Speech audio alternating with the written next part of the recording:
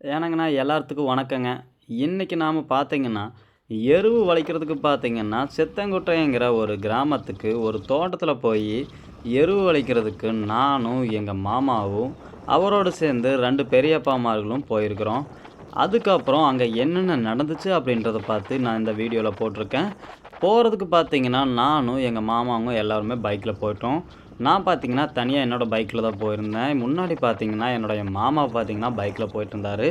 அவருக்கு பின்னாடி நான் பைக்ல போயிட்டே இருந்தேன். போயிட்டுருக்கும்போது பார்த்தீங்கன்னா, பாதை பார்த்தீங்கன்னா நிக்கவே இல்ல. ஏன்னா, அந்த அளவுக்கு தூரம் போல இருக்கு. போயிட்டே இருந்தோம். ஆனா, குறிப்பிட்டு பார்த்தீங்கன்னா, எங்க ஊர்லேருந்து பார்த்தா ஒரு 7 கிலோமீட்டர், 8 கிலோமீட்டர் வரும். ஆனா, ரோடு பார்த்தீங்கன்னா போயிட்டே இருக்கு. ஏகப்பட்ட டர்னுங்க. டர்னு மேல டர்னு, டர்னு வந்துட்டே இருக்கு. நாங்களும் போயிட்டே இருந்தோம். போயிட்டே இருக்கும்போது கொஞ்ச நேரம் கழிச்சு பார்த்தீங்கன்னா, ஒரு ஊருக்கு போய் சேர்ந்தோம். அந்த ஊர் பேர் தான் ஐயஞ்சாலை. சரி ஐயஞ்சாலைக்கு வந்துட்டோம். இது பக்கத்தில தான் ஏதோ ஒரு தோட்டத்தில எருவு பறிக்கிற வேலை இருக்கும் அப்படின்னு நான் நெனச்சுட்டு இருந்தேன். அதுக்கப்புறம் பார்த்தீங்கன்னா, பாதை போயிட்டே இருக்கு. எங்க மாமாவும் பார்த்தீங்கன்னா, தொடர்ந்து போயிட்டே இருக்காரு. நானும் என்னடா போயிட்டே இருக்கோம். எப்படா அந்த காட்டுக்கு போய் சேருவோம் அப்படின்னு சொல்லி போயிட்டே இருந்தோம். ஆனா குறிப்பிட்டு பார்த்தீங்கன்னா, ரோடு ரொம்ப போயிட்டே இருக்கும்போது, சரி நான் இந்த வேலைக்கு இன்னைக்கு எப்புட்றா ஜாயின்ட் ஆனேன்னு உங்களுக்கு சொல்ல மறந்துட்டேன். இன்னைக்கு பார்த்தீங்கன்னா, காலையில நேரத்தில எந்திரிச்ச உடனே 7 மணிக்கு நான் வேலைக்கு எங்கே கேட்குறதுன்னு பார்க்காம, பக்கத்து வீட்ல இருக்கிறவங்க கிட்ட கேட்டு பார்த்தேன். "அண்ணா வேலை இருக்கான்னு?" கேட்டேன். "இன்னைக்கு எங்கேயுமே வேலை இல்லடா" அப்படின்னு சொன்னாங்க. சரி வேற வழி இல்ல, என்ன பண்ணுறது அப்படின்ட்டு போயிட்டுருக்கும்போது, சரி எங்க மாமா பார்த்தீங்கன்னா வீட்ல உட்காந்துட்டுருந்தாரு. "மாமா இன்னைக்கு உங்ககிட்டயாவது வேலை இருக்கா?" அப்படின்னு கேட்டேன். "சரி வா எருவு வலிக்கிற வேலை இருக்குது, வர்றியா?" அப்படின்னு கேட்டாரு. சரி நானும் வரேன்னு சொல்லிட்டேன். "சரி எத்தன பேர் தான் போறது அப்படி மாமா?" அப்படின்னு கேட்டேன். 5 பேர் போறது அப்படின்னு சொன்னாங்க. ஆனா 5 பேருக்கு கடைசியில பார்த்தா ஒரு ஆள் கிடைக்கல. அதனால 4 பேர் தான் போனோம். சரி 4 பேர் போலாம் அப்படின்னு சொல்லி நாங்க வீட்லருந்து கிளம்பிட்டோம். இப்படிதாங்க இன்னைக்கு இந்த வேலைக்கு வந்து நான் ஜாயின் பண்ணேன். சரி இந்த வேலை இன்னைக்கு எப்படி இருக்க போகுதுன்னு ரொம்பவுமே நான் எக்ஸைட்டா இருக்கிறேன். ஆனா இந்த வேலை எப்படி இருந்தாலும் கஷ்டமா இருக்கும். ஏன்னா எங்க மாமாங்க எப்பயுமே கஷ்டமான வேலைக்கு தான் அதிகமா போவாங்க. ஆனா அவங்க போற வேலைய பார்த்தீங்கன்னா, சீக்கிரமா முடிச்சுட்டு, சீக்கிரமா சம்பளத்த வாங்கிட்டு, சீக்கிரமாவே வீட்டுக்கு வந்துருவாங்க. ஏன்னா அந்த அளவுக்கு அவங்க வேலையில ஸ்பீடா இருப்பாங்க. அதே மாரி வீட்டுக்கு வரதுலயும் ஸ்பீடா இருப்பாங்க. போற வழியில பார்த்தீங்கன்னா, நான் உங்களுக்கு ஒரு மலைய காட்டிட்டு இருக்கேன் பாருங்க. இந்த மலை பார்த்தீங்கன்னா, கோத்தகிரி மலை. இங்கிருந்து பார்த்தா நெறைய வீடுகள் தெரியும், கடைகள் தெரியும். அதாவது பார்த்தீங்கன்னா, கோத்தகிரியில இருக்கிற வீடுகளும், கடைகளும் பார்த்தீங்கன்னா, கீழருந்து பார்க்கறதுக்கு அற்புதமா தெரியும். அந்த மாரி ஒரு பிளேஸ் தான் இந்த பிளேஸ். அதுலயும் குறிப்பிட்டு பார்த்தீங்கன்னா, நாங்க போயிட்டுருக்கிற இடம் பார்த்தீங்கன்னா, பவானிசாகர் டேம் உடைய ஒரு பகுதின்னே சொல்லலாம். அங்க பார்த்தீங்கன்னா, பவானிசாகர் டேம் உடைய தண்ணி பார்த்தீங்கன்னா, அந்த இடத்துல தேக்கம் வந்து அதிகமா இருக்கும். ஏன்னா, அந்த அளவுக்கு ஒரு அற்புதமான ஒரு இடத்துக்கு தான் நம்ம போயிட்டுருக்கோம். போயிட்டுருக்கும்போது நான் உங்களுக்கு தெளிவா காமிச்சேன் பார்த்தீங்கன்னா, அந்த மலையுடைய அடிவாரத்துக்கு கீழ தான் நாங்க வேலை செய்றோம்.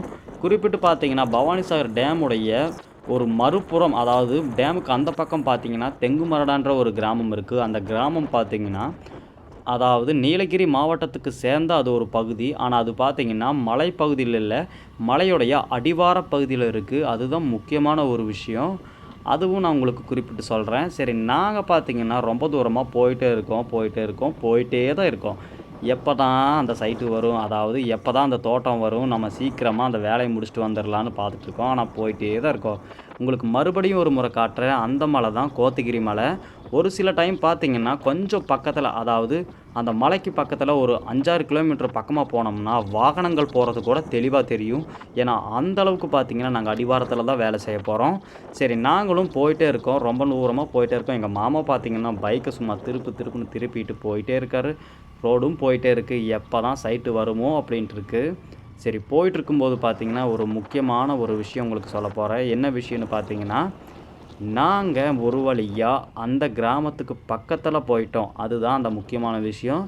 சித்தங்குட்டை என்ற இந்த அழகிய கிராமத்துக்கு நாங்க ஒரு வழியா வந்து சேர்ந்துட்டோம். சரி இந்த கிராமத்துக்கு வந்துட்டோம். சரி பக்கம் தான் போல இருக்கு. நம்ம போக வேண்டிய தோட்டம் இனி பக்கத்துல வந்துருச்சு. இனி சீக்கிரமா வேலைய முடிச்சுட்டு வந்துரலாம் அப்படின்ற மைண்ட் செட்டுக்கு நான் வந்துட்டேன். சரி நேரமும் போக போக நாங்களும் போயிட்டே இருந்தோம். சரி கொஞ்ச நேரம் கழிச்சு பார்த்தீங்கன்னா, எங்க பெரியப்பா வந்து வண்டிய நிறுத்திட்டாரு. ஏன் நிறுத்தினாருன்னு பார்த்தீங்கன்னா, தயிர் பாக்கெட் வாங்கிக்கலாம். ஏன்னா அங்கலாம் கடை இருக்காது அப்படின்னு சொல்லி அவர் தயிர் பாக்கெட் வாங்கிட்டாரு. தயிர் பாக்கெட் வாங்கிட்டு வரட்டும் அப்படின்னு சொல்லிட்டு நான் பைக் எடுத்துட்டு முன்னாடி வந்துட்டேன். முன்னாடி வந்து கொஞ்ச தூரம் வந்து பைக்க ஓரமா போட்டு நிறுத்திக்கலாம் அப்படின்னு சொல்லி போயிட்டுருந்தேன். இந்த வியூ பார்த்தீங்கன்னா, இதுதான் சித்தங்குட்டையுடைய பஸ் ஸ்டாப். இங்க பார்த்தீங்களா, சூப்பரான ஒரு கோயில் இருக்கு. இந்த கோயில்ல பார்த்தீங்கன்னா, அடுத்த வாரம் ஒரு விசேஷம். கம்பம் போடுறாங்க. நம்ம இந்த இடத்துல இருந்து ரைட் சைட்ல போகணும். அதுலயும் உங்களுக்கு முக்கியமான ஒரு விஷயத்த காட்டுறேன் பாருங்க. அந்த இடத்துல லைட்டா தெரியுதா, டேம் உடைய நீர்த்தேக்கம். அதுதாங்க பவானிசாகர் டேம் உடைய நீர்த்தேக்கம்னே சொல்லலாம். அதை நான் உங்களுக்கு தெளிவாக காட்டுறேன் பாருங்கள். இன்னும் இந்த வீடியோவில் டேமுடைய வியூஸ் பார்த்தீங்கன்னா உங்களுக்கு அதிகமாக காட்ட போகிறேன். நீங்கள் கண்டிப்பாக பார்க்கலாம். அழகாக இருக்கும். அதுலேயும் குறிப்பாக பார்த்தீங்கன்னா நேராக போய் பார்த்தோம்னா வச்சுக்கோங்களேன், அழகுன்னா அழகு, அந்த அளவுக்கு ஒரு அழகுங்க. சரி, நம்ம இந்த ரூட்டில் ரைட் சைடில் போகலாம். அவங்க தயிர் பாக்கெட் வாங்கிட்டு வந்ததுக்கப்புறம் பார்த்தீங்கன்னா முன்னாடி ஓவர்டேக் பண்ணிட்டு போயிட்டுருந்தாங்க. நானும் பார்த்தீங்கன்னா அவங்க பின்னாடியே வந்துட்டு இருந்தேன். அப்படியே நீங்கள் நேராக பாருங்கள், ஐயாடி எத்தாசோடு மேடுங்க. பைக்கில் பார்த்தீங்கன்னா என் பைக் ஸ்கூட்டிங்க ஏதோ ஓரளவுக்கு ஏறிடும். ஆனால் எக்ஸலெல்லாம் பார்த்தீங்கன்னா 2 பேர் 3 பேர்னா வச்சுக்கோங்களேன், ஏறுறது கஷ்டம்தான். ஏன்னா அந்த அளவுக்கு சரியான ஒரு மேடுங்க. பாருங்கள் எப்படி செங்குத்தாக இருக்குதுன்னு பாருங்கள். அடித்து தூக்கிடலாமாங்கிற மாதிரி இருக்கும். ஏன்னா அந்த அளவுக்கு சரியான ஒரு மேடுங்க. நாங்களும் சரி மேடு பள்ளம் எல்லாத்தையுமே தாண்டி தான் வந்திருக்கோம். சரி வேலைக்குன்னு வந்துட்டோம், எல்லாத்தையுமே தாண்டி தான் போகணும். அதனால் பார்த்திங்கன்னா நாங்கள் வேகமாக வண்டியை ரேஸ் பண்ணிவிட்டு ஃபுல்லாக போயிட்டுருந்தோம். எங்கள் பெரியப்பாவும் பார்த்திங்கன்னா பயங்கரமாக போயிட்டுருந்தார். சரி உங்கள் மாமா எங்கடா போனார் அப்படின்னு கேட்டிங்கன்னா, எங்கள் மாமா வர வழியிலேயே குடிக்கிற தண்ணி பிடிச்சிட்டு இருக்கிற பைப்பில் வந்து பின்னாடியே நின்றுட்டார். அதனால் அவர் எனக்கு பின்னாடி தான் வந்துட்டுருக்காரு. இப்போ பெரியப்பா வந்து முன்னாடி போயிட்டுருக்காரு. நான் பார்த்திங்கன்னா அவங்களுக்கு முன்னாடி போகாமல் பின்னாடி வந்துட்டுருக்கேன். ஏன்னா எனக்கு ரூட்டு தெரியாது. அதாவது அவங்க வேலைக்கு போயிட்டுருக்கிற காடு எங்கே இருக்குதுன்னு தெரியாது. அதுலேயும் குறிப்பாக பார்த்திங்கன்னா நான் இந்த ரூட்லையெல்லாம் இப்போ தான் 2வது முறையாக வர்றேன். இதுக்கு முன்னாடி ஒரு காயிலோடு ஏற்றுறதுக்காக வந்திருந்தேன். அதுக்கப்புறம் இப்போ தான் அந்த ரூட்டில் வந்து நான் வந்துட்டுருக்கேன். ரோடு போயிட்டே இருக்கே, எப்படா வருவோம் அப்படின்னு ஒரு கட்டத்துக்கு மேலே எனக்கு ரொம்பவுமே கடுப்பாயிருச்சுங்க.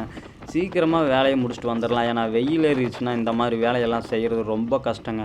ஏன்னா அவங்களுக்கு வேலை செய்யலாம், ஏன்னா அவங்களுக்கு சர்வீஸ் இருக்குது, அவங்களுக்கு எக்ஸ்பீரியன்ஸ் இருக்குது. ஆனால் நம்மளாம் டம்மிங்க. நம்ம ஏதோ வேலை செய்யலாம், ஆனால் நம்மளும் கஷ்டப்படுவோம். ஆனால் அவங்க அளவுக்கு கஷ்டப்பட மாட்டோம். இது தாங்க கோத்தகிரி மலையோடைய வியூ பாயிண்ட்டு. இங்கேருந்து பாருங்கள், கோத்தகிரி மலை இது தான். இதில் பக்கத்தில் போய் பார்த்தோம்னா கண்டிப்பாக இன்னுமே அங்கே போயிட்டுருக்கிற வாகனங்கள் வந்து நல்லா தெரியும். இங்கே பாருங்கள், யாரோ ஒருத்தர் பைக்கை நிறுத்திட்டு காட்டுக்குள்ளே போயிட்டுருக்காரு. அவர் எதுக்கு போயிருப்பாருன்னு எனக்கு கண்டிப்பாக தெரியும். எதுக்குன்னா அந்த பக்கம் பாத்ரூம் போக தான் போயிருப்பார். வேறு எதுக்கு போயிருப்பாங்க? காடுன்னாவே அதுக்கு தானே இப்போல்லாம் யூஸ் பண்ணுறாங்க. சரி, நம்ம போயிட்டுருக்கிற வழியில் பார்த்திங்கன்னா பெரியப்பா ரொம்ப வேகமாக போயிட்டே இருக்கார். சரி நம்மளும் ஒரு லெவலுக்கு வேகமாக போகணும்னு சொல்லி நானும் வேகமாக போயிட்டுருந்தேன். குறிப்பிட்டு பார்த்திங்கன்னா கொஞ்ச நேரத்தில் சைட்டு வந்துரும்ன்ற எனக்கு ஒரு நம்பிக்கை வந்துருச்சு. ஏன்னா ரொம்ப தூரம் வந்துட்டோம். நான் உங்ககிட்ட சொல்லியிருந்தேன் ஒரு 7 கிலோமீட்டர் 8 கிலோமீட்டர் அப்படின்னு சொல்லியிருக்கிறேன். ஆனால் அதுக்கப்புறம் பார்த்திங்கன்னா அந்த 7 கிலோமீட்டர் 8 கிலோமீட்டர் பக்கமாக நான் வந்திருப்பேன்னு எனக்கு ஒரு நம்பிக்கை வந்துருச்சு. ஏன்னா அந்தளவுக்கு தூரமாக வந்துகிட்டே இருக்கிறோம். சரி, நம்ம சைட்டு வர்றதுக்கான ஒரு முக்கியமான பிளேஸ்க்கு வந்துட்டோம். என்ன பிளேஸ்னு பார்த்திங்கன்னா, இந்த இடத்துல இருந்து ரைட் சைடில் தான் தோட்டத்துக்கு போகணும். அதாவது வேலை செய்கிற காட்டுக்கு நம்ம அந்த வழியில் தான் போகணும்னு சொல்லிட்டாங்க. சரி, மாமாவும் பெரியப்பாவும் நாங்கள் முன்னாடி போயிட்டுருக்குறோம், நீ பின்னாடி வா அப்படின்னு சொல்லி அவங்க 2 பேருமே பார்த்திங்கன்னா முன்னாடி போக ஆரம்பிச்சிட்டாங்க. முன்னாடி போக போக பார்த்திங்கன்னா நான் பின்னாடியே வந்துட்டு இருந்தேன். அவங்க பைக் ஓட்டுறவங்க 2 பேர், பின்னாடி இன்னொரு பெரியப்பா உட்காந்துருக்கிறாரு. மொத்தம் 4 பேர் நாங்கள் வேலை செய்ய போயிட்டுருக்கோம். போகிற வழியில் பார்த்திங்கன்னா பாருங்கள், அவரைக்காயெல்லாம் போட்டிருக்காங்க.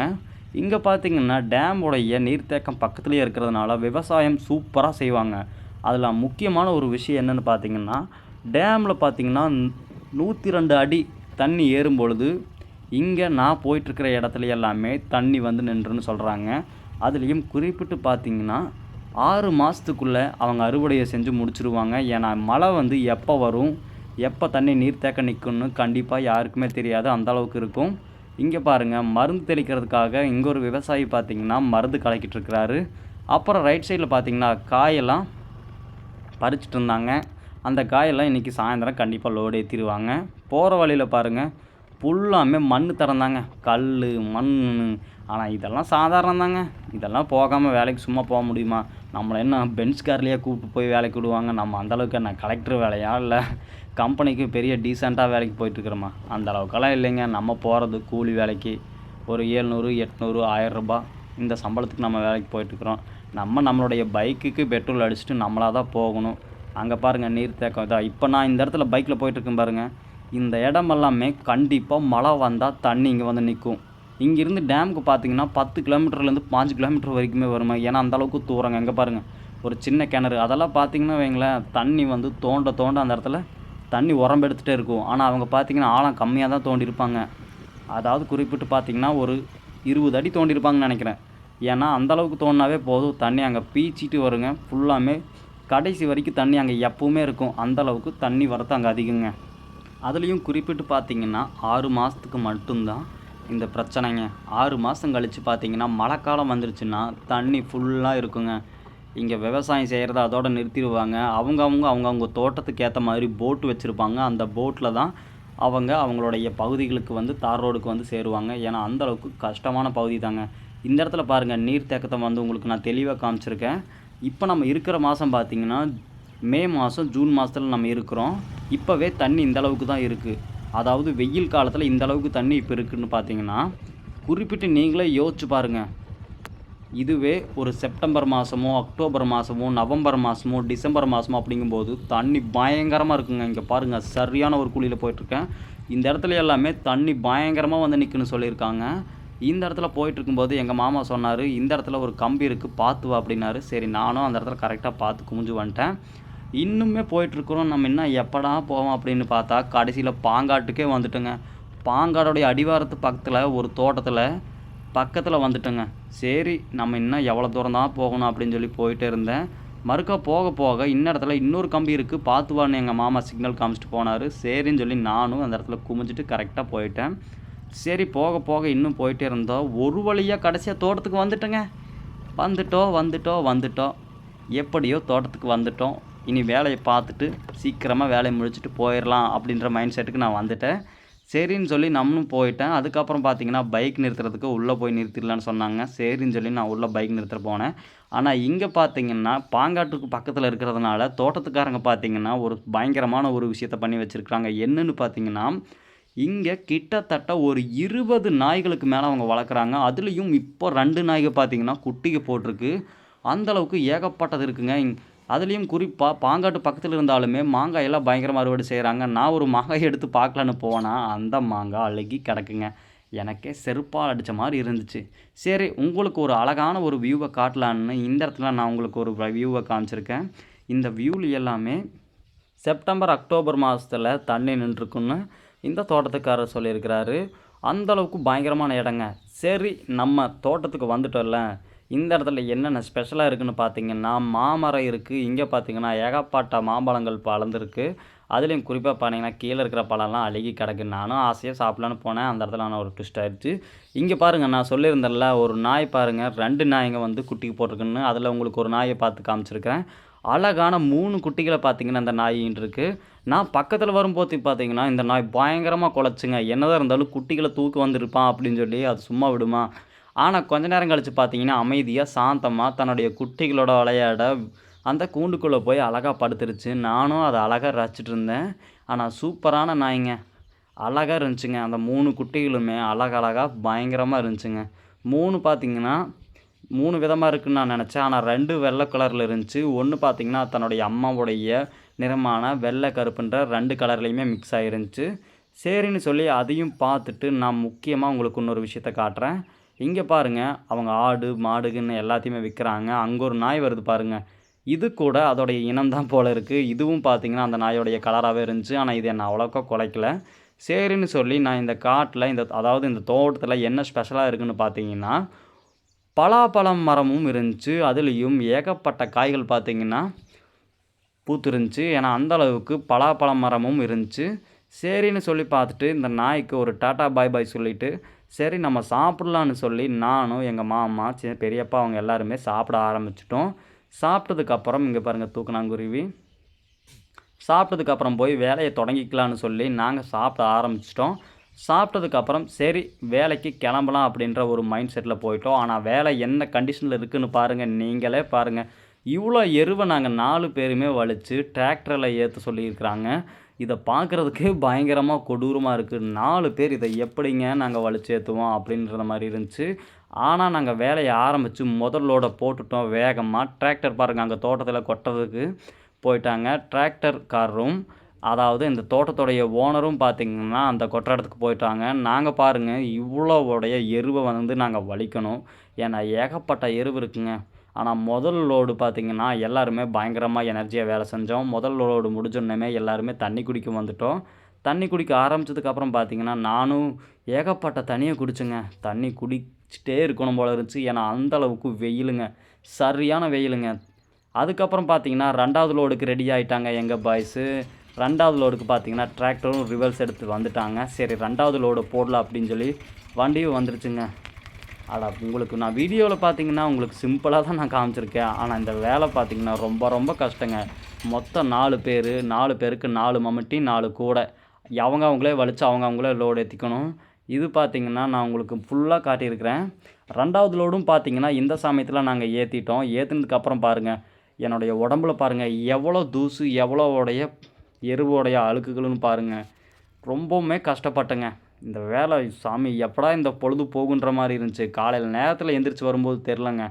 ஆனால் வேலை செய்ய செய்ய வெயிலும் அந்த தண்ணி பக்கத்துலேயே டேமோடைய நீர்த்தேக்கமும் இருக்கிறதுனால வேக்காடு பயங்கரங்க. கடைசியா நாங்க வேலை பக்கத்துல செஞ்சுட்டோங்க. சாப்பிட்டுட்டு வந்துட்டோம்.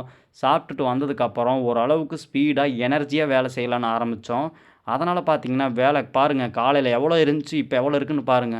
ஏகப்பட்ட எருவ நாங்க வலிச்சிருக்கிறோம். இன்னுமே பார்த்தீங்கன்னா 2 லோடுக்கு பக்கமா வரும். அந்த அளவுக்கு எருவு இருக்குங்க. சரி இப்ப எவ்வளோ லோடு நீங்க ஏத்திருப்பீங்கன்னு கேட்டீங்கன்னா வைங்க, இப்ப கிட்டத்தட்ட 9 லோடு எருவு நாங்க ஏத்தியிருக்கிறோம். இப்ப பாருங்க, கடைசியா ஒரு லோட நாங்க வேலைய முடிச்சுட்டோம். இன்னும் ஒரு லோடு தான் பிடிக்கும் அன்ற அளவுக்கு எருவு இருக்குது. கிட்டத்தட்ட பார்த்தீங்கன்னா 90% வேலையை முடிச்சிட்டோம். கிட்டத்தட்ட 10 லோடு எருவு நாங்கள் வலிச்சிட்டோம். இன்னும் ஒரு லோடு வரும். அதாவது ஒரு டிராக்டர் லோடு வரும். அந்த வேலையை முடிச்சுட்டா வேலை முடிஞ்சுச்சு. ஆனால் கடைசியாக ஃபைனல் டச்சாக அந்த 11வது லோடையும் முடிச்சுட்டு நான் உங்களுக்கு முழு வியூவை காட்டுறேன் பாருங்கள். காலையில் நாங்கள் வரும்போது எப்படி இருந்துச்சுங்க அந்த இடம், இப்போ எப்படி இருக்குன்னு பாருங்கள். சுத்தமாக வலிச்சிட்டேங்க. ஆனால் இந்த வேலையில் முக்கியமான ஒரு விஷயம் என்னென்னா, கிட்டத்தட்ட ஒரு 10 தேளுக்கு மேலே நாங்கள் பார்த்துருந்தோம். ஆனால் 10 தேள்களையுமே கொல்ல வேண்டிய நிலை வந்துருச்சு. ஏன்னா தோட்டத்துக்காரங்க இந்த இடத்துல எல்லாம் குழந்தைங்க அதிகமாக விளையாடுறாங்க. அதை முடிஞ்ச அளவுக்கு கொன்றுங்க, இல்லைன்னா தூக்கி வீசிடுங்க பாங்காட்டுக்குள்ளே அப்படின்னு சொல்லியிருந்தாங்க. நாங்கள் தூக்கி வீசுகிற அளவுக்கெல்லாம் எங்களுக்கு அதுக்கு தைரியம் இல்லைங்க. அதனால் அதை போட்டு தள்ளிட்டோம். இங்கே பாருங்கள், நாங்கள் கொண்டு போன அதாவது நாங்கள் வேலையை முடிச்சு கொடுத்த அந்த 11வது லோடு பாருங்கள் எங்கே போயிட்டுருக்குன்னு. சரி நம்ம காலையிலேருந்து வலிச்சுமே அந்த லோடெல்லாம் எப்படி கொட்டியிருக்காங்கன்னு பார்த்தீங்கன்னா, தோட்டத்துடைய விவசாயத்திற்காக பார்த்தீங்கன்னா அழகாக அந்த இடத்துல கொட்டியிருக்கிறாங்க. இந்த எருவு காஞ்சதுக்கப்புறம் ஒரு நாளைக்கு நம்மளை தான் வந்து நிரவ சொல்லுவாங்க. அதுக்கும் ஒரு 7-8 பேர் வரணும். சரி இந்த வீடியோவில் நான் உங்களுக்கு எருவு வலிக்கிறதுக்கு நான் வரும்போது எவ்வளோ கஷ்டப்பட்டேன், எங்கேருந்து எவ்வளோ தூரம் வந்தேன்றது தெளிவாக சொல்லியிருக்கேன். கிட்டத்தட்ட காலையில் 7 மணிக்கு ஆரம்பித்த எங்கள் பயணம் பார்த்திங்கன்னா சாயந்தரம் 4 மணிக்கு தான் முடிஞ்சிருக்கு. வேலை முடிஞ்சு பார்த்திங்கன்னா எங்கள் மாமாவும் எங்கள் பெரியப்பாவும் பார்த்திங்கன்னா கை கால் கழுவிட்டு அவங்களுடைய மம்டியும் கழுவ ஆரம்பிச்சிட்டாங்க. சரி இவ்வளோ கஷ்டப்பட்டுருக்கிறியே, உன்னுடைய சம்பளம் எவ்வளோன்னு கேட்டிங்கன்னா, இன்றைக்கி என்னுடைய சம்பளம் 1250 ரூபா. சரி இந்த வீடியோ உங்களுக்கு பிடிச்சிருக்குன்னு நான் நம்புகிறேன். நம்ம வீடியோ உங்களுக்கு பிடிச்சிருந்தால் லைக் பண்ணுங்கள், கமெண்ட் பண்ணுங்கள், ஷேர் பண்ணுங்கள். நன்றி, வணக்கம்.